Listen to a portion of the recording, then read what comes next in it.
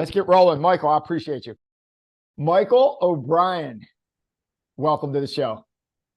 Joe, it is awesome to be here. I'm looking forward to our conversation and see how it unfolds. And as we were just talking before we hit record, we got a lot in common, more than we thought going into this. Sometimes the universe operates in funny ways. I appreciate you coming on and look forward to the conversation.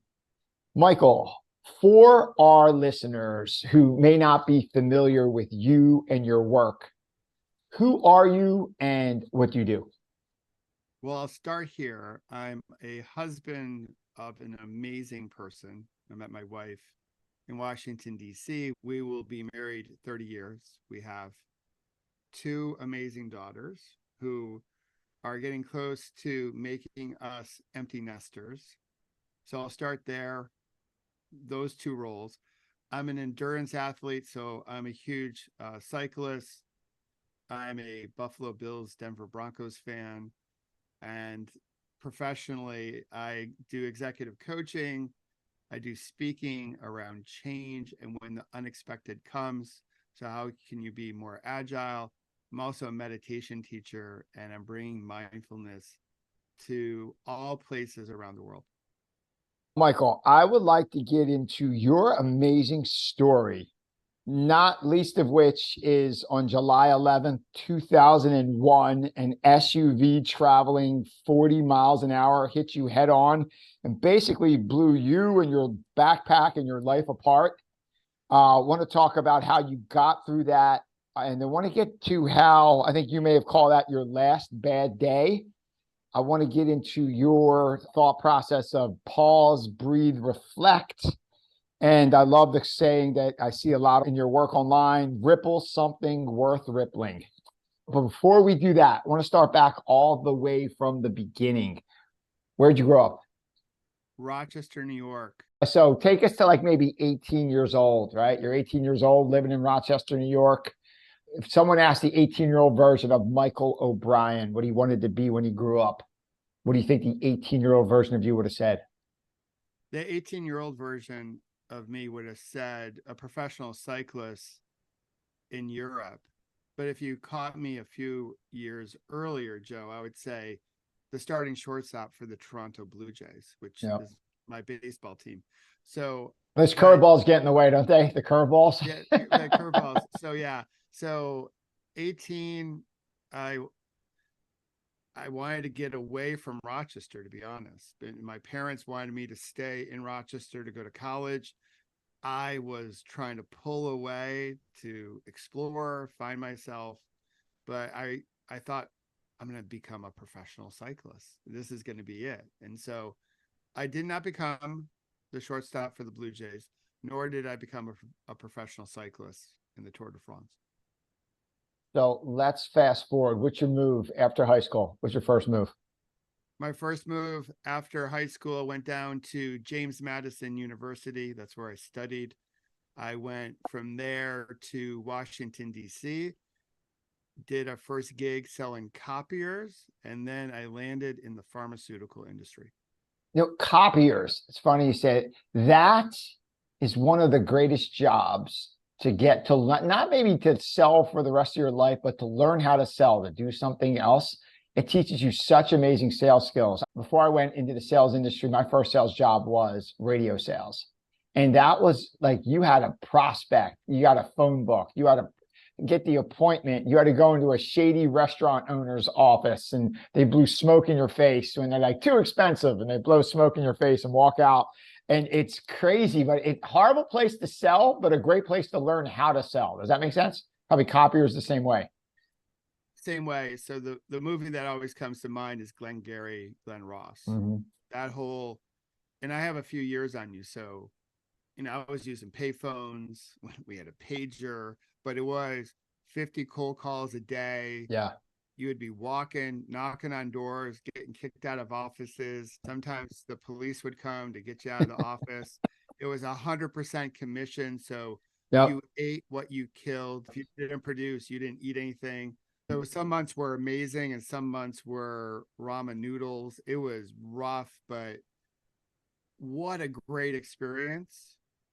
around learning sales and setting me up for future success. And I met some of my closest friends to this day through those first 2 years. In fact, one of them is still doing this whole office products, copier sales thing. He's done it for his whole career. I give him a huge thumbs up for sticking it out. Getting back to that 100% commission base, that's exactly where we were. I think the commission rate was 10% on what you sold on the radio airtime. I got a 90, like Jay-Z says, 99 problems, but anxiety is not one. Like I just don't have a lot of anxiety. But I remember at that phase, there's 2 years I did that. I would wake up because you would make a sale, take about 90 days to get the money. Then as soon as the check cleared the bank, you'd get 10%. So if you sold something today, you're about 90 days away from getting paid. And I remember waking up like I got nothing sold this month. 90 days from now, I'm not making my car payment because I got nothing coming in 90 days from now. And I remember just waking up at night like, oh my God, I got to sell something tomorrow. Like it's real, ain't it? Like it builds anxiety. I'll put it that way. Absolutely. There was a time where I went to the ATM to get cash out to go to my buddy's house to watch football. And I had $4.67 in the bank account and nothing came out of that machine because the lowest denomination of a bill was a $10 bill. So there are moments where I was eking by. And then there are months where I was making money hand over fist. And here I was, though. I was 21, 22, 23. I didn't have really great financial discipline. So those months where I was really crushing it, where I should have saved money for, rainy days. Yeah. I was like, all right, we're going out. We're going to have a good time. And I sort of learned the hard way to have financial discipline. That set me up for success where I am today. But like early on, I was like, yeah, I'm treating everyone. Next round, it's on me. I was that type of attitude. But yeah, really, really struggled, a roller coaster type of career. And so glad that I did it. That irregular income where it's boom or bust, nothing, a whole lot of money, nothing, biggest check you ever got, nothing, right? And it's not great that maybe at 40 or 45, you're like, oh, I can handle that. I know how to budget. But like 21, that's horrendous to give to a 21-year-old, isn't it? So Horrible. bad. Horrible. So bad. So when I got into pharma sales, it was cushy. It was like paycheck every 2 weeks, got a company car, you got quarterly bonuses. I was like, this is a good gig. Yeah. Now I know why everyone wanted to get into pharma sales back in that day. And there's a reason why you got to go through that to get to the other, because you got to be tested by fire a little bit before you get a position like that. But I want to fast forward to, if you wouldn't mind, July 11th, 2001. You dub My Last Bad Day. I'll just set it up and you take it from there. An SUV traveling 40 miles an hour hit me head on, blew me, my backpack, basically my life apart. Take it from there. Yeah, so we went out for a company offsite meeting to New Mexico. A little fun fact, the place where we went a couple seasons ago was where they had one season of The Bachelor. So we were north of Albuquerque, south of Santa Fe. We had just come off a national sales meeting, which was amazing. And so we have this offsite meeting between sales and marketing leadership. And I decided to bring my bike out because I was training for a bike race. Our girls were 3.5 years old at the time, 7 months old. And I wanted to get back into competitive cycling. So I thought, all right, I'm going to bring my bike out. The other guys were going to bring their golf clubs out. We had a half a day of leisure. I was going to get some good riding in, found a loop on the hotel property. I do a few laps, get a ride in before you sat through a whole bunch of team building and PowerPoint and all that jazz. Mm-hmm. That was my thinking. On the fourth lap of that morning on July 11th, an SUV was coming up to the hotel, the resort that we were at, crossed over into my lane fully. As you mentioned, going about 40 miles an hour based on what the police estimated. And I didn't have time to react. I remember hitting his grill. I still can hear that sound, Joe, and the sound I made when I came into his windshield and broke a hole through it. I can still hear the screech of the brakes and then the thud I made when I came to that asphalt below. Ooh. It was so surreal. Like when I first saw him, Joe, I was like, he sees me. He's going to swerve. This is not happening. And as you can imagine, everything slowed down. It was like Mhm. slow-mo. That knocked me unconscious, as it probably would not come as a surprise. And when I regained consciousness, I was surrounded by EMT, state trooper, police, ambulance, fire. I was a mess. They were trying to ask me for my identification. I had no ID on me. I was trying to let them know I was staying at the hotel. Probably wasn't all that clear because they asked me that several times. I tried to cut the tension of the situation with a little humor. I asked them, "Hey, how's my bike?" And they were like, "Your bike's fine. Try to breathe." And I just remember, I can't believe this is happening. This cannot be happening. This is not the script. I have a meeting to get to. I'm going to be late. What are people going to say about me? Because I'm never late. Fast forward a little bit. They eventually take me to Albuquerque on a medevac. When they placed me on the medevac, I promised whoever was listening, listen, if I live, I promise I'll stop chasing happiness, which was my thing back then, which is a thing that a lot of people do today. Like your happiness is in the next big thing that you get, the Mhm. promotion, material possessions, stuff, all that.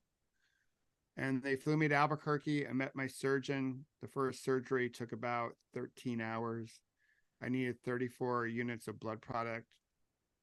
They came out of the OR. Eventually, my wife arrived from New Jersey with our youngest, and I was still in the trauma center, still in the OR. And they came out and said, listen, your husband's been in a very bad accident. We did the best we could. The next 72 hours are going to be critical. At that point in time, our whole world got turned upside down. They later told my wife, we have no idea how he survived. Had your husband been 10 years older or not in shape, he would have died before he got here. And I spent the next 5 days in the ICU, and I came out of the ICU. They told me about the accident. They told me the driver had a revoked license, and I couldn't even spell happiness. I was so angry. I was so pissed off at the whole world. Like, because this should not have happened. Mhm. And they told me that my life was going to be filled with pain, probably wasn't going to walk well again, probably never going to get back on the bike. And my identity, who I thought I was shattered. I was no longer an athlete. I wasn't sure if I was going to be able to provide for my family. I didn't know what kind of dad I was going to be or husband. There I was trying to figure out the rest of my life in a hospital room in Albuquerque, New Mexico. Wow. If you don't mind me asking, what were you up against? So, what type of injuries did you sustain? Like a big one was when the left femur shattered, it lacerated the femoral artery of my left leg. That's why I lost so much blood. Wow. The right leg also broke in multiple places. So when the left femur shattered, it just like exploded. I also broke my shoulder. My helmet cracked in multiple places. So when I took that off, I had like black and blue marks all over my head. I had glass from my right ear all the way through the whole right side of my face. A whole bunch of lacerations, cuts, bruises throughout the whole body, nerve damage in my left leg. So I was a mess. And Wow. again, they I've gone to a lot of other doctors over the course of the years, just getting second and third opinions. And they all said, listen, if you came into our ER with those injuries, we probably would have amputated your leg above the knee right away just to save your life. So the fact that you have your equipment is pretty remarkable. But still, there were times where I couldn't see that gratitude initially because I was like, holy cow, like what am I supposed to do now? Like I was a mess. I was in so much pain. I tried to put on like the happy face because that was sort of my jam. Like, Yeah. we're going to be optimistic, but deep down inside, Joe, I was so mad. I was so angry. I was like, this is not supposed to be happening. I like, I, I followed the script, that script that we think we get when we're younger. Yeah. I thought I followed it to, I followed it perfectly. And now I'm getting a rewrite, and I felt it was so unfair. And you write on your website or a blog post I read that you wrote, you had thoughts of revenge towards the driver, filled your mind. What went through your mind? Like, how long were you in that type of mindset? Um, Probably toward the driver, the intensity lasted for several months. I didn't fully forgive the driver until 2012, when we took a trip to Europe and we went to Auschwitz, and we got a private tour of Auschwitz by a Holocaust survivor named Eva Kor, who at the time lived in Terre Haute, Indiana. And she is well known for forgiving the Germans and the Nazis for what they did. It's with some controversy, as you can imagine. But on that trip, I was like, if she can forgive them, why can't I forgive the driver? So I didn't fully forgive the driver until 11 years later. But yeah, those feelings was like, you're in the hospital, you're not sleeping, your mind's going 1,000 miles an hour. I was like, how can I get back at this driver? I'm going to find out how I can get back at him. And I was coming up with like crazy stuff, and none of it made sense because I was highly medicated. I was dealing with a major concussion. Like, it took me months to be able to read anything. Like, I had the attention span for Us magazine, not People magazine. People magazine had, their articles were too long, and I was basically just good enough to assess who wore it best. If you know Us magazine, like, I couldn't concentrate, I couldn't focus, and so we just kept on going with that until really was when I came back to New Jersey. A mentor shared with me, listen, everything is neutral, Michael, until you label it. And I was like, what are you talking about? Like, is this a Yoda thing? He Mhm. goes, no, all the events in your life are neutral until you label them. Right now, you're labeling yourself as a victim, and no one's going to disagree with you, but you have some space here to see this thing that has happened in a completely different way. And one day you might see that this happened for you and not to you. It sounds like so Tony Robbins, where life's happening for you, not to you. How'd you get connected to that mentor? Really, through the organization I was with, through, he was doing, helping with some coaching between a co-promote we had with our biggest product that I was in charge of. So there's a little Tony Robbins. There's also a little Viktor Frankl in there. Yeah. Viktor Frankl has a beautiful quote: between stimulus and response, there's a space. And in that Yeah. space is your opportunity to grow. And so what he was talking about was there's just some neutrality there, and you can label things the way you want to. Hence why I call that my last bad day, because the way I looked at it, as I look back on the whole thing, we all go through life and we have moments. Some moments are really happy and some are horrific, like my moment, but they're all moments. And if I can go to bed every night and there are people who love me in my life and I love people in my life, then how can I label the full day as a bad one? I just couldn't. So I look at my days now as complex as all of our moments. And so I'm really careful about how I label things. And there's an old parable about first arrow, second arrow. And the first arrow moments in life are the things that are happening to us, if you will. They're external, they cause great pain. The second arrow, the way the story goes, are the arrows that we shoot at ourselves when we ruminate about what just happened, when we fester, when we have anxiety. And I just made a determination through my little aha moment I had. It was like, okay, no more second arrows. So Mhm. this day forever will be my last bad day. It doesn't mean that I haven't had bad moments. I've been angry, I've been pissed off, I've been frustrated, I've been all that. But when my head hits the pillow by people in my life that I love and who love me back, then there's no way I can call the whole day a bad one. So much to unpack there. One, you mentioned that Viktor Frankl quote, between stimulus and response. You have the ability, you want to separate, you want to, the stimulus, you want that space in between. Something comes at you, but you decide how you respond. And that space in between decides everything.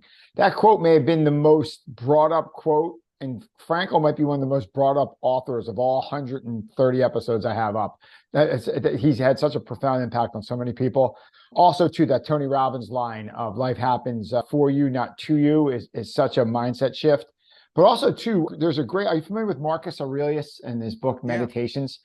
Yeah. In the Meditations, there's a quote. It's choose not to be harmed and you won't feel harmed. Don't feel harmed and you haven't been harmed.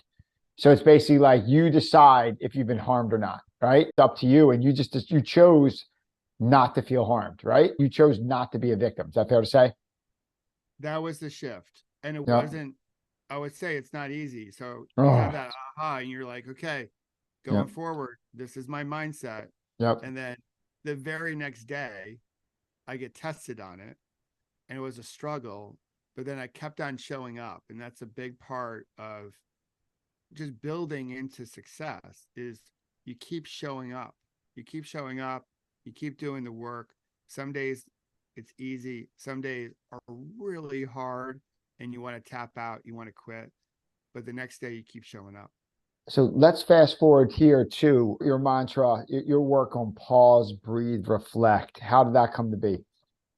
So I was in the hospital, I was doing my rehab, I was in West Orange, New Jersey, Kessler's Institute for Rehabilitation, where they took what I consider Superman, Christopher Reeves, Mhm. dating myself here.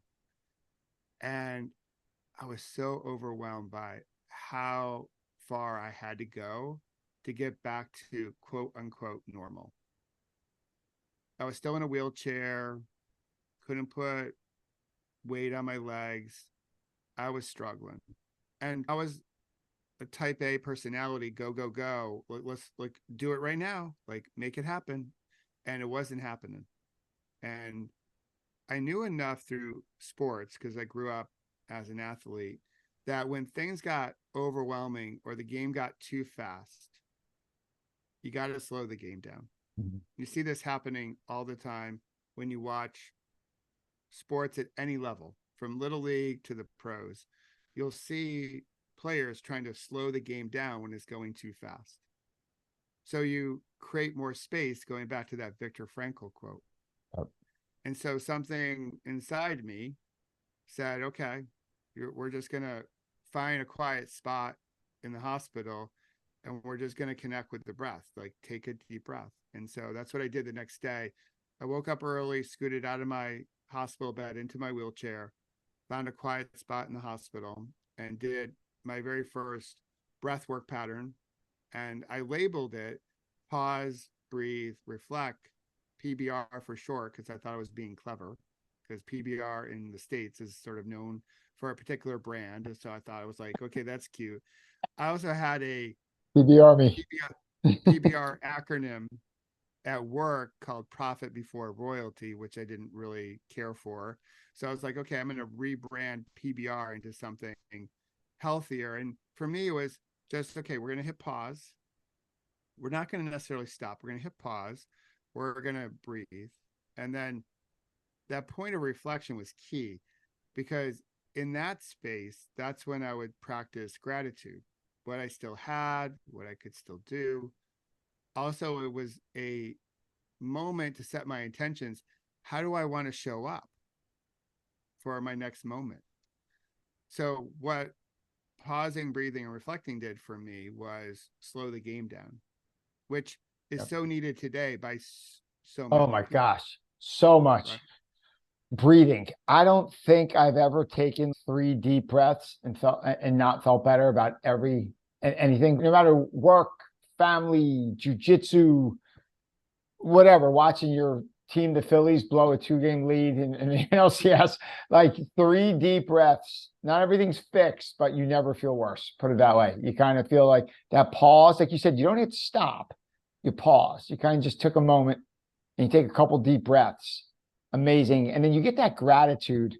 I think getting back to Tony Robbins, he has this great line. You can't feel gratitude and fear or gratitude and anger at the same time. You can't be grateful in either angry or fearful. Does that make sense?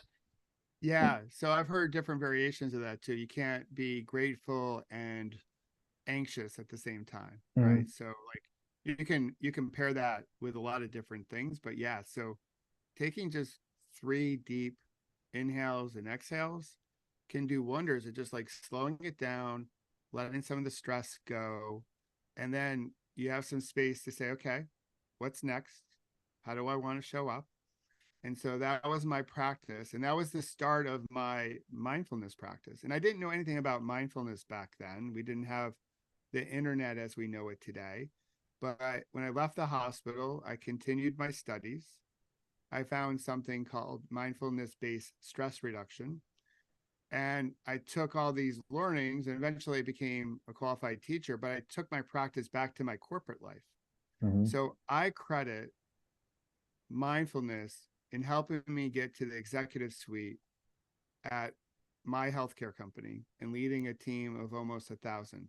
Without it, I probably would not have made it. Wow. Um, I would have had a good career by cyber stalkers on LinkedIn. It would be like, okay, good level job, seems successful, but I don't think I would have made it to the executive suite if it wasn't for my mindfulness practice. But here's the thing, Joe. When I was doing it, I told no one I was practicing mindfulness or meditation because Mhm. back then in the early 2000s, it was still seen as a little bit like it's a little wooey. Like this is Yeah. soft, Little woo. right? Yeah. Little woo. Yeah. Yeah. Yeah. Yeah. So like I ain't doing it, but like for sales professionals and executives and leaders, like what a value just slowing it down, getting some space, and being thoughtful about how you want to approach your next meeting or moment or sales call or what have you, or if you're an athlete, your competition. And so I brought that with me. And then when I left my corporate pharma world and started my coaching firm, I started talking about it a little bit more. But it wasn't really until the pandemic I was more open about it because I feel the pandemic was an open invitation for all of us to practice mindfulness and to pause, breathe, reflect more. And that's when I got more open with sharing my practice. And then as we are coming out of the pandemic, that's when I created my app. Let's talk about that. Let's transition the meditation app that you are taking into literally the corporate center, kind of doing full circle. You're this corporate person trying to just, maximize your life and be the most successful thing possible. Then you get the car accident, total every paradigm shift, big recovery. And now we're bringing it back into the corporate world with what you learned from your accident forward. Take us to the app and what you're doing with meditation. Yeah. So a lot of people ask me about the accident. Like, did you get back on the bike or how long did it take you to get back on the bike? And Mhm. so it took me about 13 months to get back on the bike outside. Fast forward from that moment, in 2022, I rode my bike across the country 41 days. And I did it on a total knee replacement that was less than a year old. The Wow. total knee replacement was a result of that accident. So we knew the knees would have to be replaced eventually, but I got 4x the amount of duration from my original equipment than they ever thought, which was really cool. So here I was traveling across the country. My wife was driving our RV. We had our 2 dogs and a total knee replacement, doing my thing, celebrating the 21st anniversary of my last bad day. And we were also working on the pause, breathe, reflect meditation and gratitude app. And so the way I designed it for busy people with shorter practices. Okay. So you could come back, like take a minute. So many people come to me, Joe, and say, I would love to do this whole thing called meditation, but I don't have time in the morning. It's crazy.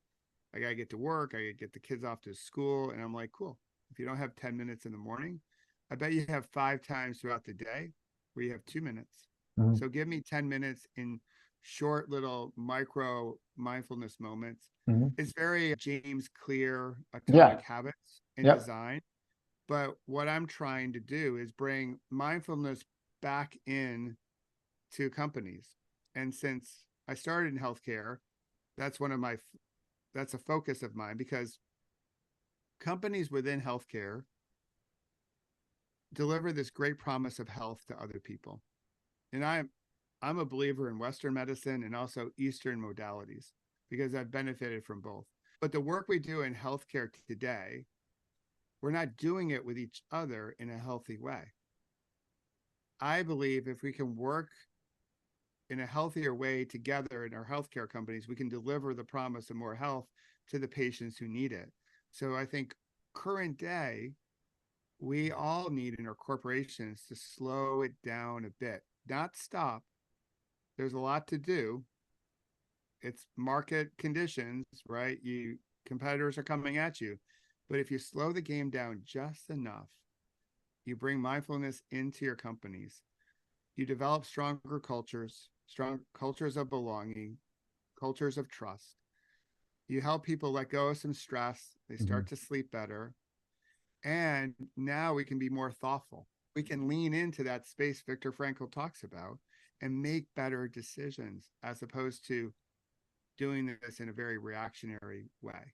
And so that's what I'm doing now. So I love partnering with companies where I teach them about how to do this thing called mindfulness. And we have some hands-on approaches to it.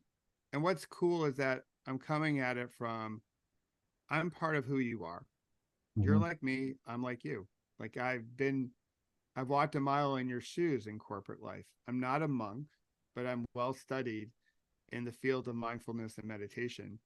And I have this crazy accident that proved its benefits. And so it makes the whole practice a lot more accessible when we're not getting into some of the far out woo-woo stuff. I usually, is brought up when we think of meditation. Yeah, a couple things there. You mentioned about meditation slowing things down. I think in the decision-making process, you make better decisions when you mentally slow things down. When you pause, stop, think, consider a couple alternatives, that pause, not the stop, the pause, couple breaths, you make such better decisions than you're just spur of the moment. You just like you just scream something out, or right? It's too hectic. The more hectic you are, the more bad decisions you'll make. And then the relaxation part about the meditation, and you kind of connected that with better sleep. If you're like relaxed, if you just pause, slow down, you're going to have a bit less anxiety. You're going to sleep better, right? And better sleep. I think everything's better when you sleep better. Fair enough? Absolutely. Like you're an athlete, like we work out hard. Yep. We, by intention, we stress the body, and then the body needs to rest in order to recover. And sleep is the best way we recover. So this whole notion that we're just going to rise and grind our way through this to success is a lie. It's not true. We need to work hard, and then we need to slow it down, like work hard, recover harder, and then that's how you get better.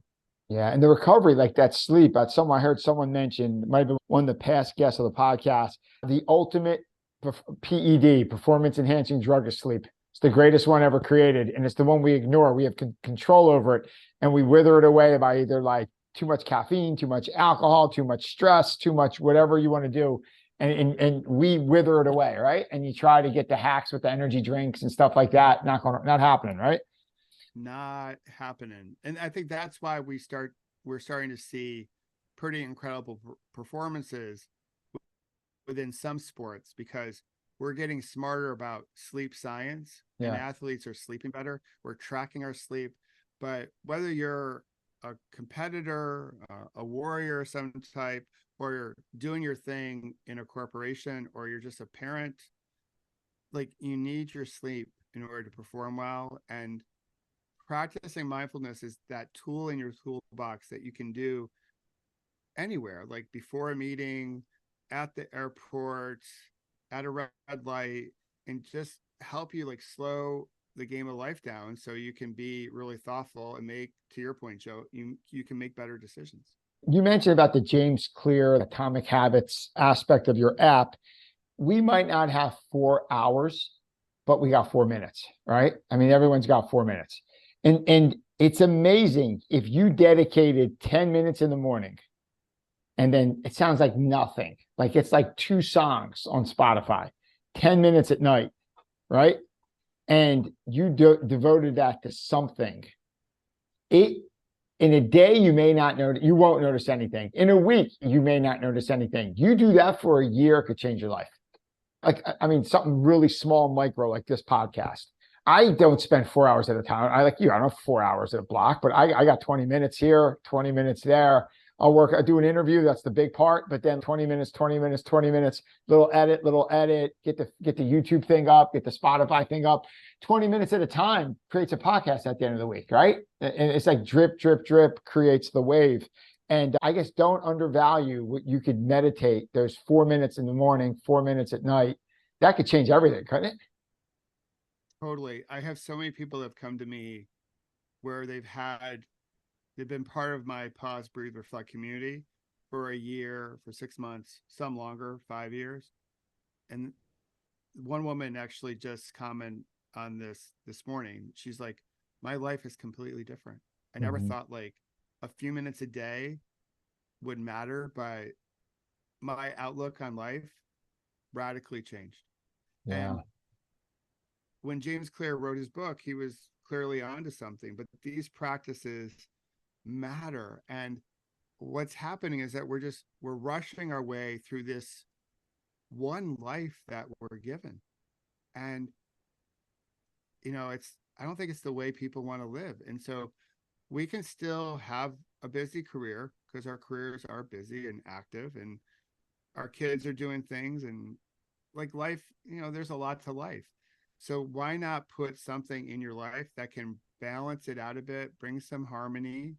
So when you have that moment when you're tired, because imagine this, Joe. I know this moment when we're tired and fatigued and we're not doing this practice.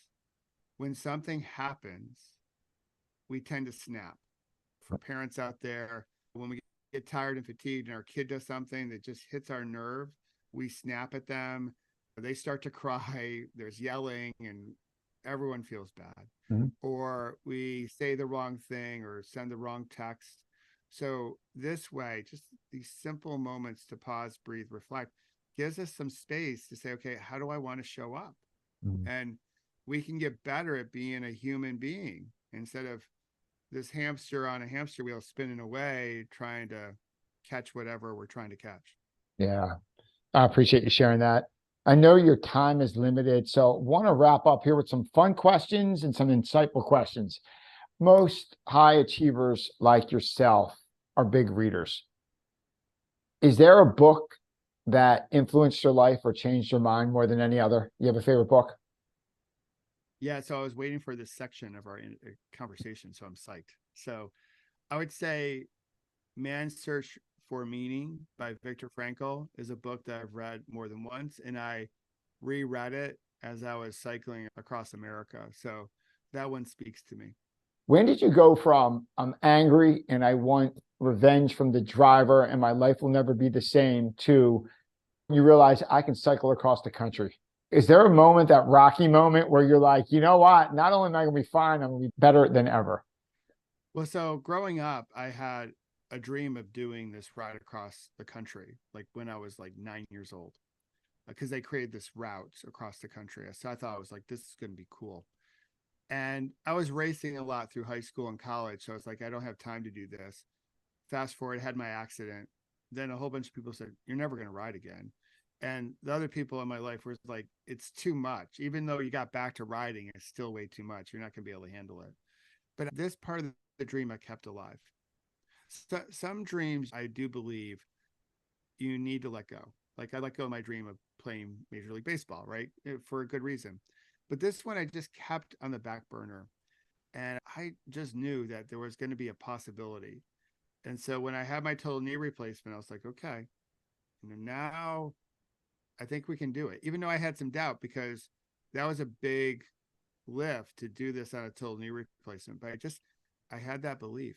And I was like, I'm going to do this. And I'm going to demonstrate. There'll be another chapter in demonstrating that life is about not what happens to you, but how you respond to what happens. Mhm. And my hope is I get to inspire a whole bunch of people who have joint replacements that they can live a really active life after they go through what they have to go through. I know quite a few people that maybe generation above me, or at least the couple decades above me, that are thinking about getting a joint replacement, but are scared, but they're not mobile. The joint gives them so much pain to walk around on.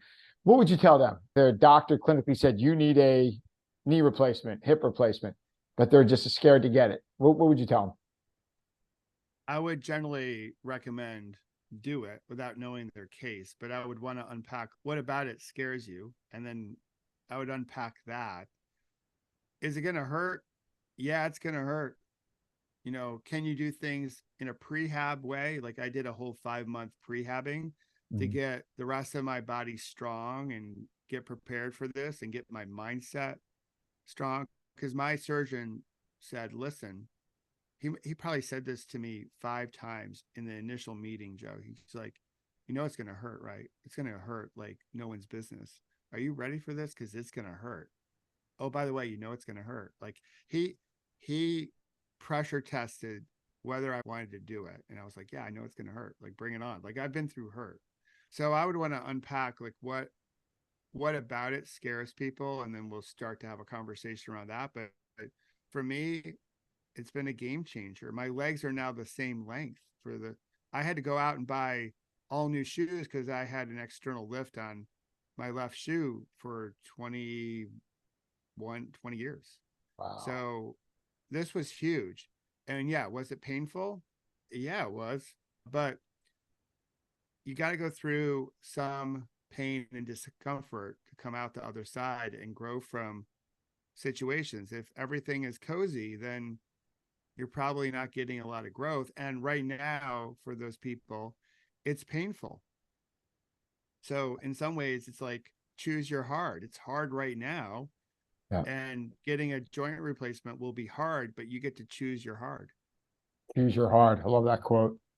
How about this, Michael? If you could have everyone listening take just one lesson away from everything we discussed, what would that lesson be? Take a minute each day to connect with your breath, like pause, breathe, reflect. I believe if I can get 8 billion people on this planet to spend 1 minute a day PBRing, we'd have a much more peaceful world. So start there, start where your feet are at. Just do it for 1 minute and then do it again tomorrow and the next day. And then we'll string some days along and then we'll add to it, but start where you're at. 1 minute is a great start. 1 minute is a great start. That's great. How about here's a fun question, Michael. If you could spend a day with anyone, alive, dead, famous, not famous, who'd you spend the day with? Wow. Such a great question. I think I would spend it with the younger version of myself and let that person know it's going to be okay. So younger version of yourself to let them know everything's going to be okay. That is great. We'd get a milkshake or something like Oh that. yeah. And I would let them know, like, give up on the Blue Jays a little bit earlier. And not on 93 though. That still haunts me. 93 still haunts me. I know. How about the last two questions? First off, Michael, if you had to get a quote or a saying tattooed on your body, what would that quote or motto say? So I might give you two. One is from my Little League coach when I was 10.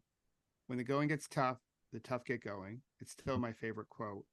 But I also end every blog post this way: have fun storming the castle, which is from The Princess Bride. And I love that line because it sums up so many great qualities in a 2 minute and 8 second scene. So it'd be those two tattoos. I love it. Have fun storming the castle. That is a great quote from a great movie. I think that is about as good as a spot as any to wrap this up. Michael O'Brien, first off, I'd like to thank you for joining us. if people are looking for you and what you do and pause, breathe, reflect and your app online, where can we find you? You can go to the App Store or Google Play to find the app, which is Pause, Breathe, Reflect.